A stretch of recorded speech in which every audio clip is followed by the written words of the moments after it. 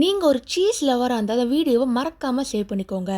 சென்னை சோமர்செட்டில் இருக்க house of cheese தாங்க வந்திருக்கோம். ரெஸ்டாரண்ட் ஹைலைட்டே பார்த்தீங்கன்னா எல்லாமே சீஸில் தான் பண்ணியிருப்பாங்க. ஃபஸ்ட்டு நாங்கள் cream of chicken soup order பண்ணோங்க.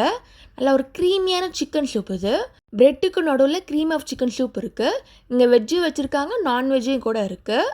Taste செம்மையாக இருந்துச்சு, ரொம்ப க்ரீமியாக இருக்குது. நெக்ஸ்ட்டு பார்த்தீங்கன்னா க்ரீம் சீஸ் மஷ்ரூம் பால் ஆர்டர் பண்ணோம். நல்லா ஒரு க்ரீமியான சீஸோட மஷ்ரூமில் ஸ்டஃப் பண்ணியிருக்காங்க.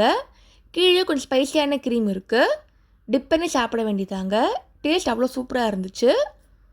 ரெஸ்டாரண்ட் ஆரம்பித்து 2 இயர்ஸ் தாங்க ஆகுது. செகண்ட் ஆனிவர்சரிக்காக நிறைய மெனு சேஞ்ச் பண்ணியிருக்காங்க. குட்டீஸ்லாம் ரொம்பவே பிடிக்குங்க. இங்கே சீஸ் ஃபவுண்டன் இருக்குது. அப்புறம் சீஸ் வீலில் பாஸ்தாலாம் பண்ணி கொடுப்பாங்க.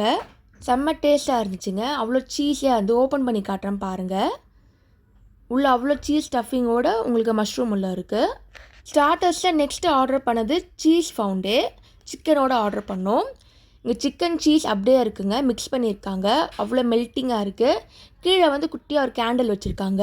ஸோ நல்லா ஹீட் ஆகும், நல்லா கொதிக்குங்க மேலேருந்து பார்க்கும்போது. அதோட கார்லிக் பட்டும் டிப் பண்ணி சாப்பிட வேண்டியது தான்.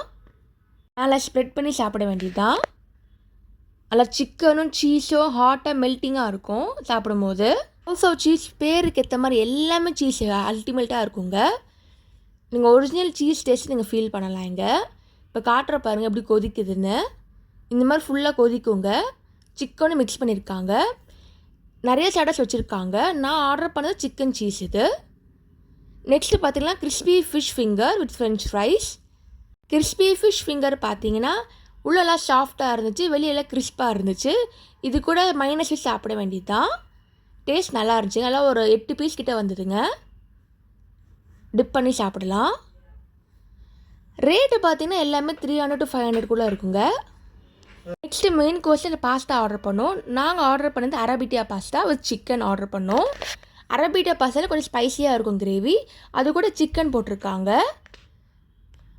பாஸ்தா, ஸ்பெகட்டி, லசாங்கா, பிஸா கூட இருக்குது மெயின் கோர்ஸாக. எக்ஸாக்ட் லொக்கேஷன் பார்த்தீங்கன்னா சென்னை அடையாரில் இருக்க சோமர்செட்டில் கிரவுண்ட் ஃப்ளோரில் இருக்குது.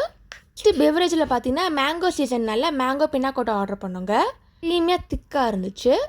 நெக்ஸ்ட்டு தாங்க அல்டிமேட்டே, death by chocolate with hot chocolate.